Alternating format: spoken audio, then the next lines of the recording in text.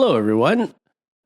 In this video, we're going to go over problem 432, which says determine the moment produced by a force FB around point O, or about point O, and express the result as a Cartesian vector, which means ijk.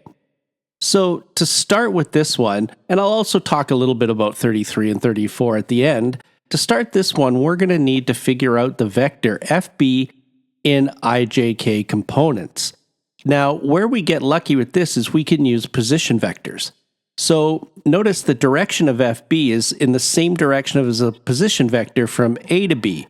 So we can take that position vector A to B and divide that by the total magnitude, and that will give us a unit vector pointing from A to B that we can use to find FB. And the position vector from A to B, and I'll go through it quickly here, it turns out that you can see it's 0 I hat plus 2.5 j hat minus 6 k hat meters. That gives an overall magnitude of 6.5 meters, 6.5 meters.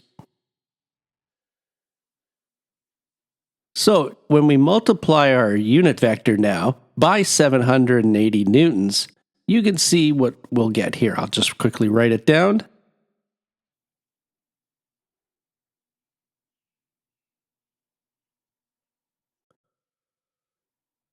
Now, one thing I'll just mention that I'm going to do here is, because I don't like using decimal places, I am just going to convert that unit vector. I'm going to put it over 13. That's just 6.5 times 2. So then I do both the numerator and the denominator times 2.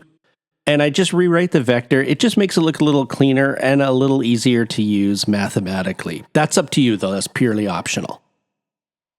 When I multiply that unit vector by 780, I get 0 I hat plus 300 j hat minus 720 k hat newtons. Now, I'd like to find the moment that this force creates about point O. And in order to do that, I have to use a cross product.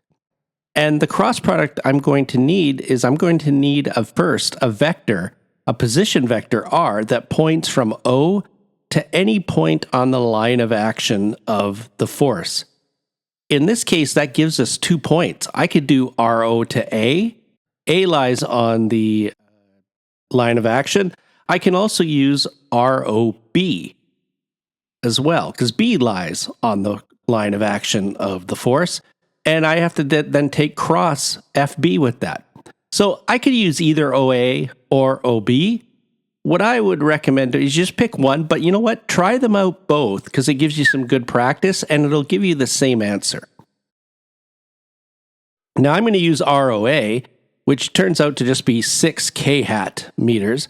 If I used ROB, it would be 2.5 j hat meters. I think I'm going to stick with ROA right now, though. Now, I'm going to run through the cross product quickly here, and here's how I've set it up in my matrix. I'm going to find the determinant of that matrix. And when I do, you can start to see that basically it's only going to have an I hat component.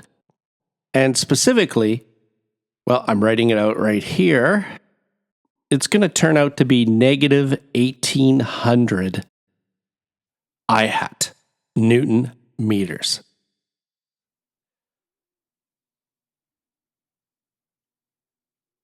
I will write that in terms of 3 digits, and it's negative 1.80 I hat kilonewton meters. It's a better way to do it. And that's the answer for 32. Now, please, try it with ROB to make sure you get the same answer. I'll leave that for you guys to try on your own. Okay, let's look at 33. And they're basically asking us to repeat the problem, but use FC and find its moment around point O. We basically just have to follow the same steps, and I'm going to go through it rather quickly. So in order to find FC, you need a unit vector from A to C, which I'm going to put here, and then you'll multiply it by 420 newtons. I'm doing it rather quickly here. When I do that, I'm going to get for FC 120 I hat minus 180 j hat minus 360 k hat newtons. Now, in order to find the moment of this around point O, once again, I need a point on the line of action of the force, Fc, and I need a position vector that points from point O to any point on that line of axis. So I could use point A, or I could use point C.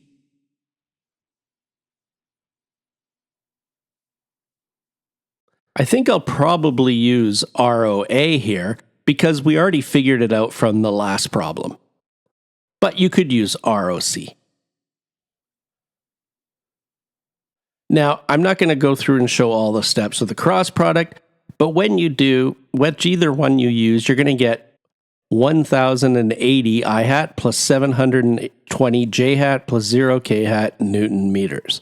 Or, of course, you can put that into the 3-digit answer, but I'll leave that for now because I want to also look at quickly 434. Now, 434 asks us to basically combine those two moments because it's the combined total, the resultant moment of point O due to FB and FC. So we just need to sum them up. And when you do that, you're just going to get negative 1800 I hat, but you're going to get plus 1080 I hat plus 720 J hat due to FC. Overall, you end up getting a moment of negative 720 I hat plus 720 J hat Newton meters. But the reason I wanted to mention this problem was because if they just asked you to find the resultant moment and you hadn't done 32 and 33 individually, is there a way you could simplify it and do it all at once? And absolutely. And it's because FB and FC both pass through point A, we could combine them to be a resultant force first. So we could just add FB and FC. When you do that, you just add the I hats, the J hats, and the K hats all separately. And the resultant force is 120 I hat plus 120 J hat minus 1080 K hat newtons.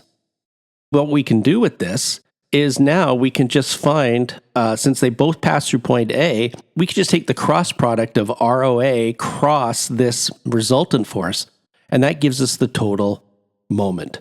And you'll notice it gives the same answer as we found previously. Negative 720 I hat plus 720 J hat Newton meters. So I just wanted to show you that because I think, sometimes there's more than one way to solve a problem. As well, doing it the last way we did on 434, we only had to do one cross product compared to if we found 32 and 33 first, we would have had to do two cross products. So sometimes it just saves a little bit on the mathematics. Well, if you have any questions about that, please feel free to get into contact with me. I'm always happy to help. In the meantime, I'd like to thank you for joining me, and I hope you have a great rest of the day.